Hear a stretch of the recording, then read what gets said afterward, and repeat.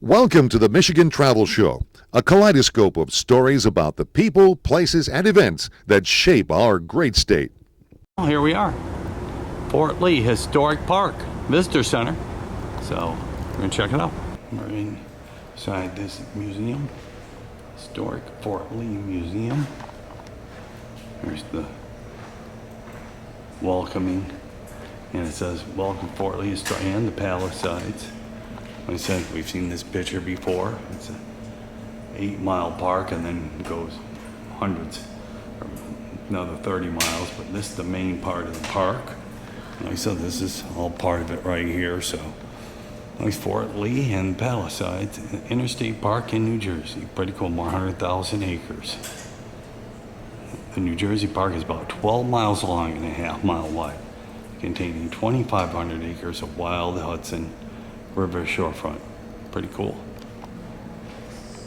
And with the big 250 coming up, this is a one-of-a-kind spot. This is what it looked like back in 1776. As British and American forces fought over this. Kind of cool.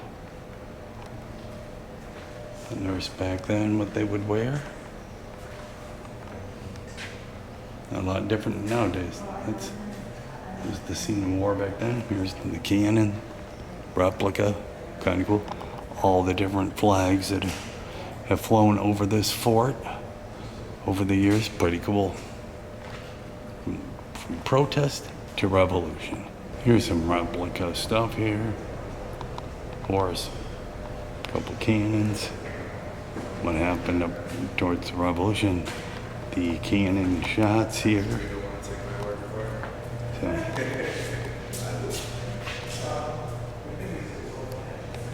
Britain's New York strategy. But anyway, and this was the whites of their eyes that soon 70 muskets and poised to bet the New England colonials will wait to the British attack on the rail fence. And the mystic cautioned by their oath not to fire and to see the whites of the enemies. They held their fire until it could be delivered with telling effect. The evacuation of Boston, the army became untenable with the Americans fortified commanding heights overlooked. Moved guns in position had been fought. Fort Tiger in the winter. British armor and coming but thousands. Porter shipment sailed for Halifax, Nova Scotia, the attack of Quebec. Americans hoped to bring Canada in war, hopefully that would help them. They're struggling at two British and Canada.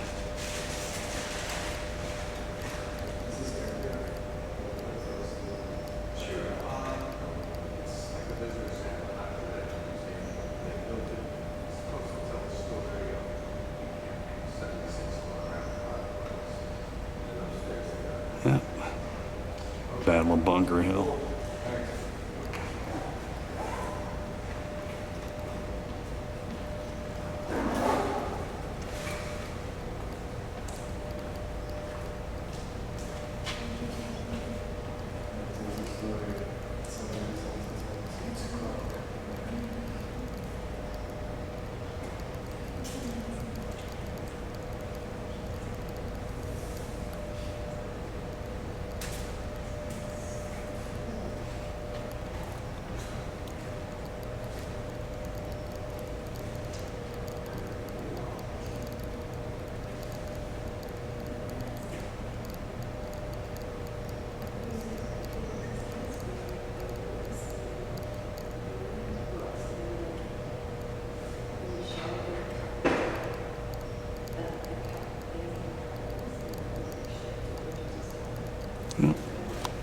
Kind of interesting, all of it.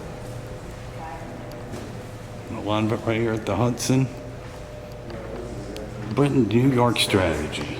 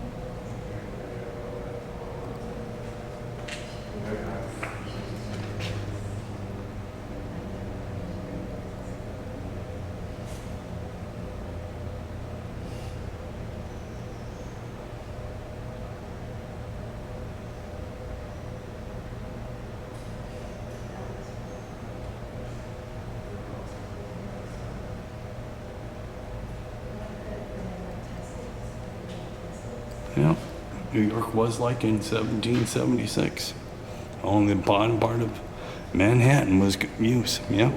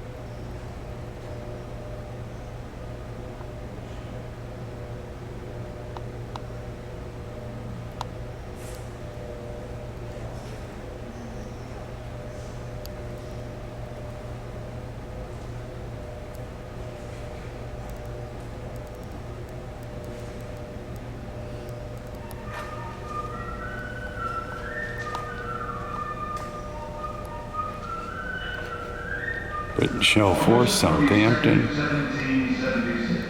They had big boats back then.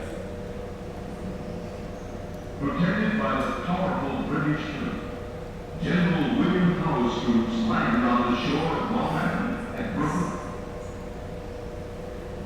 August 27th, Howe attacks Washington's troops. Gonna bring a lot of stuff over in the ship like that. And defeats them at the Battle of Long Island. Howe fails to follow up and loses the chance to destroy the entire American army at Brooklyn.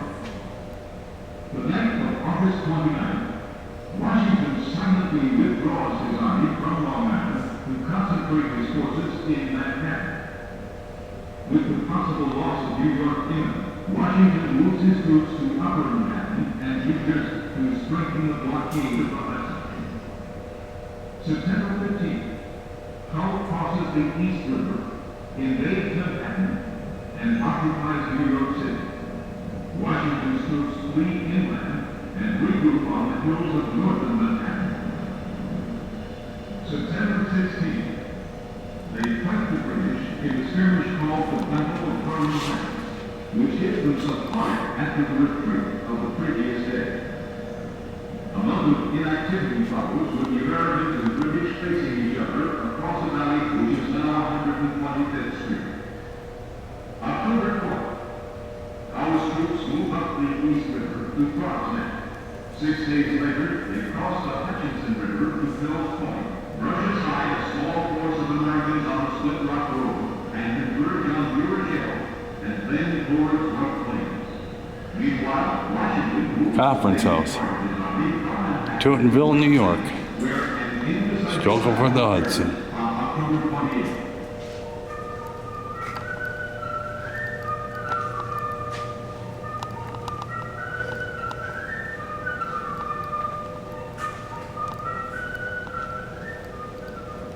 This is the second floor here.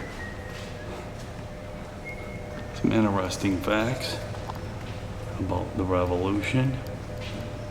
And we're on the second floor here. A good view of what happened down here.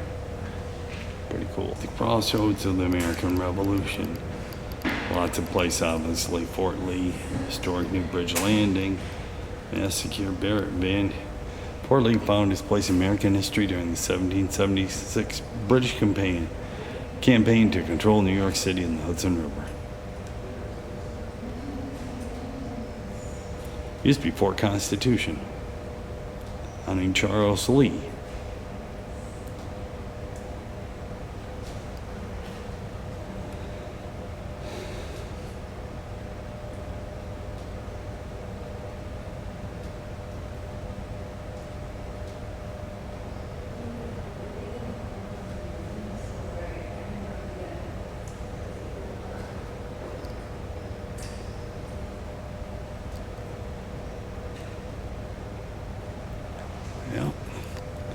They're behind the eight ball, but made of dramatic comeback.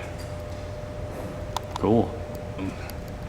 As the Americans fought the British in 1776, they were behind the eight ball as they lost many forts, many battles, But as Thomas Paine to pen his famous words, these are the times that try men's souls.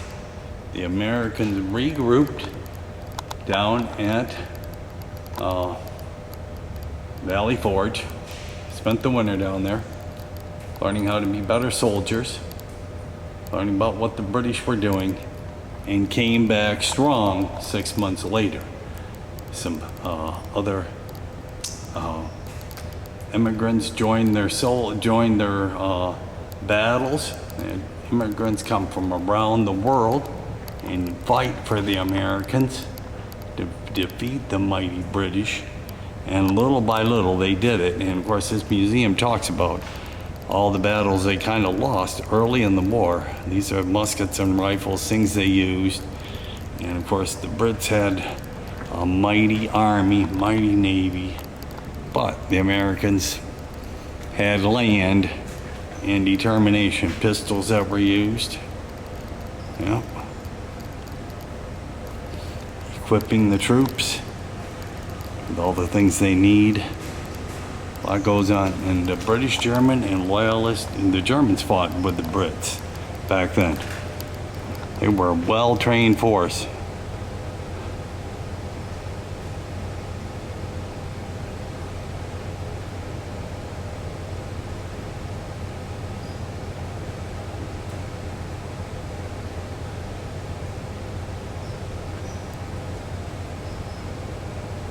Oh, they were mercenary. German Prince and Hessen. Men came from the Hessen Castle. Hessen, although Brunswickers, Waldeckers, and Asperger bore the heavy part of the fighting.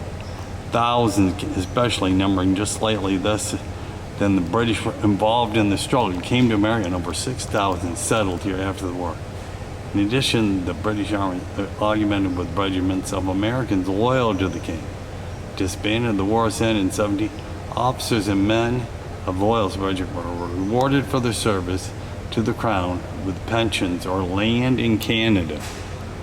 Loyalists recruiting broadsides. Many Americans faithfully demonstrated their love by enlisting in the Loyalist regiments, which served the British Army, attempted to quell the Americans' rebellion. Besides, the efficiency and length of service varied. The first were raised in 70, and many served with distinction throughout the country, both in the north and at the end of the war. Many of them survived, were forced into exile and settled in Canada and other areas of the British Empire. These recruiting broadsides were mixed, Loyalists, both organized in British Legion. Made nobody join the Loyalist regime. Well, war gets a lot of different people. Here's a lot of the British generals and admirals. These are the men who fought. And then the American troops over here. The Battle of Lexington and thrust America in the war with the loose Confederate military hastily gathered from New England and rushed to besiege the British in Boston. Between April and June of 70, the Continental Army began to take shape. On June, Congress elected Colonel George as commander of the all-continental forces raised to be raised defense of American liberty.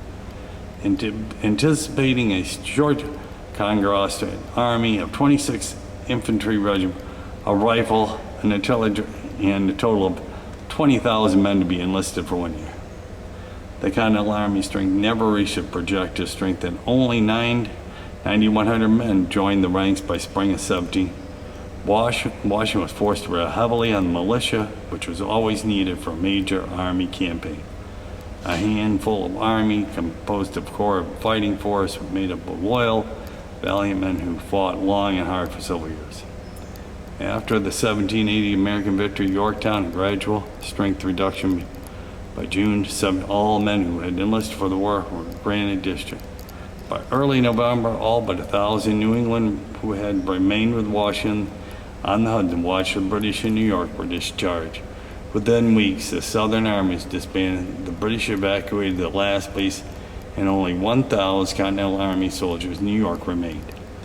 In June of 17, this force was reduced to 80 privates, and a few others were later absorbed in what became the United States Army. A bunch of the generals who fought for the Americans, of course, George Washington, Nathaniel Greene, Israel Putnam, John Glover, Charles Lee, who Fort Lee was named after, and Brigadier General Thomas Mifflin.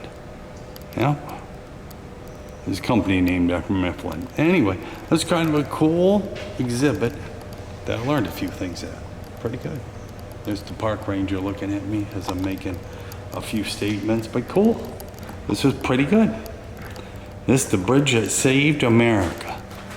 The new bridge rode out from Hackensack headquarters on November 20th and led the fleeing American garrison from Fort Lee over the new bridge. A large part of the army was saved from entrapment on the peninsula between the Hudson and the Hacken. The old wooden span that carried them to safety was later named the bridge that saved a nation. Steuben House and was accused of passing military to the British and was arrested by the American raiders. At 17, the state legislature presented property to Major General Barron for his use on December 20, 1783. Cool. Yeah. Oh, and this is Paul Revere's. Like Paul Revere's. And Fort Lee, as we just were in, Fort Lee Historical Park. There it is, the museum. Pretty cool. Neat museum, to say the least.